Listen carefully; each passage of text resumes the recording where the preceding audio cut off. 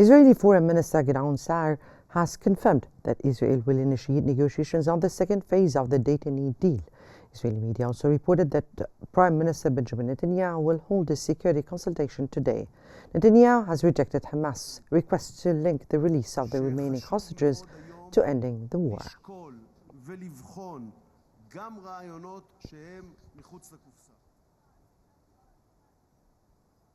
Israel's cabinet meeting has concluded yesterday without reaching a decision on the second phase of the Gaza agreement. Prime Minister Netanyahu reaffirmed his stance towards or against allowing the Palestinian Authority to govern Gaza, emphasizing his commitment to U.S. President Donald Trump's plan for the territory's future.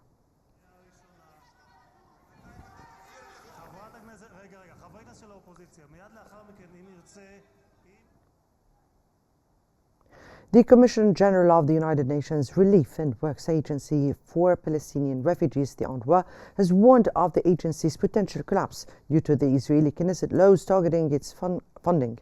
Commissioner Philippe Lazzarini stressed that the agency's dissolution would recreate a dangerous void in providing essential services, posing a threat to regional and global stability. 2 days, our operation in the occupied Palestinian territory will be crippled. The Palestinian Foreign Minister has condemned Israeli Finance Minister Bezalel Smotrich for inciting the demolition of Palestinian homes. The ministry accused the Israeli government of exploiting international inaction to seize more land in the West Bank and called for global intervention to halt Israel's expansionist policies and provide international protection for Palestinians.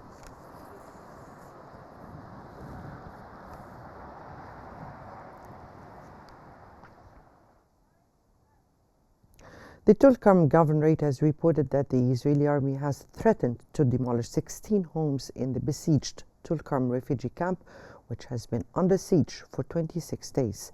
Additionally, approximately 16,000 Palestinians have been displaced from the Nur Shams and Tulkarm refugee camps in the West Bank.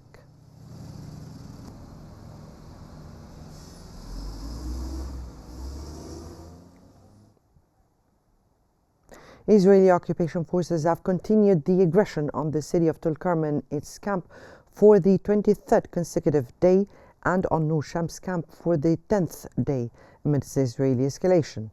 At the same time, the occupation forces continue to close the gate of the Jabra checkpoint at the southern entrance to the city of Tulkarm for the 11th consecutive day, isolating the city from the villages and towns of Al-Kafriyat and the rest of the West Bank governorates.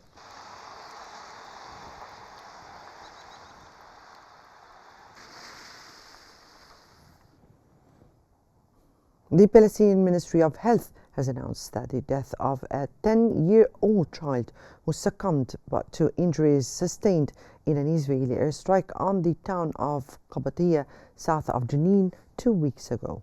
The attack carried out by an Israeli drone on February 1st also killed 2 young men.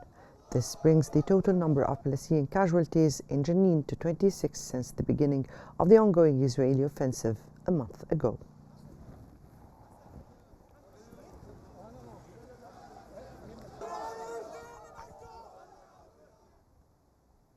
The Israeli peace movement Peace Now has revealed that Israeli authorities have begun construction procedures for 974 new settlement units in the illegal Efrat settlement south of Bethlehem in the occupied West Bank.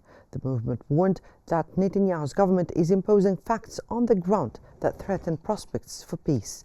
Meanwhile, Mu'ayyid Shaban, head of the Palestinian Colonization and World Resistance Commission, warned that this expansion aims to isolate Bethlehem from Jerusalem as part of Greater Jerusalem plan.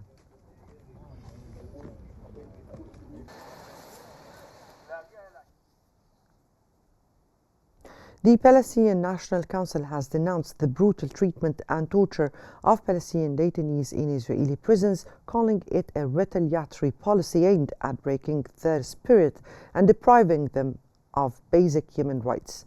The Council emphasized that these violations contradict international conventions, particularly the Fourth Geneva Convention. It urged the international community to take immediate action and called for an independent fact-finding committee to investigate these abuses.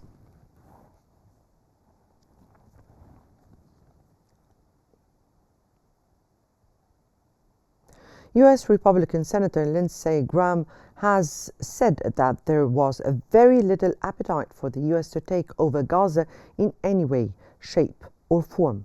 Graham, speaking to reporters in Tel Aviv after meeting with Israeli officials as part of a bipartisan U.S. Senate delegation, noted progress on a Middle East peace plan. Democrat Richard Blumenthal added that discussions with Jordan's King Abdullah revealed Arab states could offer Trump a realistic alternative plan.